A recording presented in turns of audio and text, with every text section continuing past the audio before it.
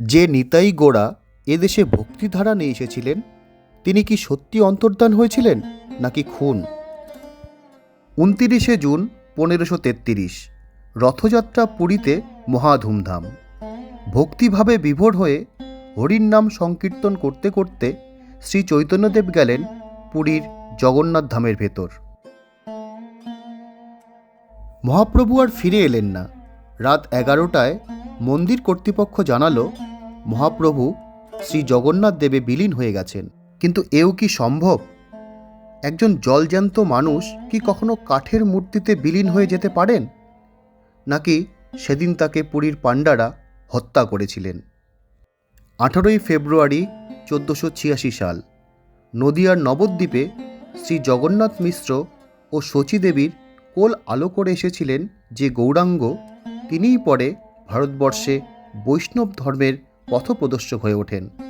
দেশে তখন চলছে মুসলিম শাসন, তার মধ্যে হিন্দু ধর্মের ধ্বজা উড়িয়েছিলেন তিনি। অত্যাচারী যোগাই মাধাইও তার শিষ্যত্ব নিয়েছিলেন। সব জাতি, ধর্ম, বর্ণের মানুষকে নিয়ে তিনি নগর সংকীর্তনে বেরোতেন।